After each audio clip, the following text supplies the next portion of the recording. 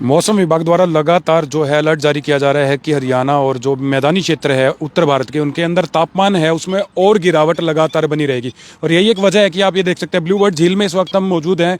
यहाँ पर जो तापमान है वो बहुत ज़्यादा नीचे गिरने से, यानी कि माइनस में तापमान पहुंचने की कगार पर है।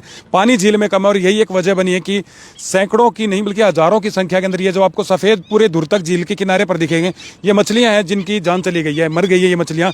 इसकी वजह क्या रही है कि तापमान जो है वो बहुत ज़्यादा कम हुआ है। कम तापमान की वजह से पानी भी कम है झील के अंदर, तो इस वजह से जो है ठंड ज़्यादा बढ़ी और ये मछली है इनको अपनी जान से हाथ धोना पड़ा। लगातार मौसम विभाग द्वारा अलर्ट जारी किया जा रहा है कि हरियाणा के अंदर आने वाले समय के अंदर जो है कोहरा है वो बढ़ता जाएगा और तापमान है वो कम होता जाएगा।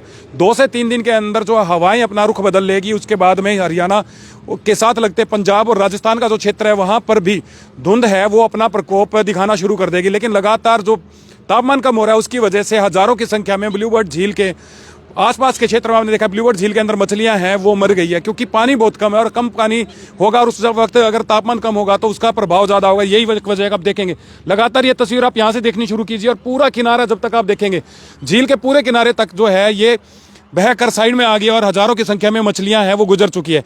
ऐसे वक्त में आपको एहतियात क्या बरतना है, जो भी छोटे बच्चे हैं या फिर ज़्यादा उम्र दराज जो बुजुर्ग है उनको इस ठंड में विशेष रूप से अपना जो है ध्यान रखना है। एक कपड़ा ज़्यादा मोटा पहनने की बजाय आप लेयर के अंदर कपड़े पहनिए। 3 से 4 लेयर अगर आप बनाकर रखेंगे कपड़े की तो इससे आप ठंड से बच जाएंगे। पानी का लगातार प्रयोग करता रहिए, क्योंकि सर्दी के अंदर एक बड़ी गलती क्या कर देते हैं कि हम पानी का उपयोग कम कर देते हैं, जिससे शरीर के अंदर निर्जलीकरण हो जाता है और वही एक वजह बनती है फिर आपकी ठंड की चपेट में आने की। फसलों के लिए आपको क्या करना है, जो भी व्यक्ति किसान खेती से जुड़ा हुआ है, आप जो फसलें आपकी हैं उनके अंदर पानी लगा दीजिए, क्योंकि जैसे आप पानी लगाएंगे तो जमीन का जो तापमान है वो बढ़ जाएगा और आपकी फसल बच जाएगी। और यही काम आपको करना है पशुओं के लिए। पशुओं को भी कुछ ढककर रखें, आप बोरी का या कुछ भी एक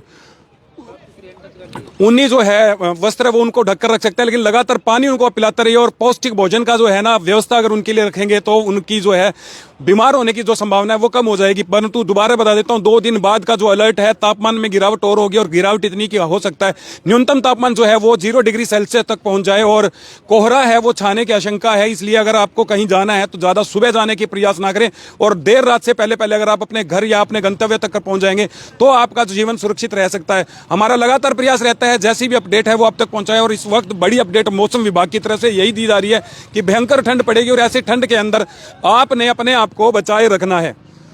ताजा अपडेट के साथ मैं आपको लगातार मिलूंगा। धन्यवाद।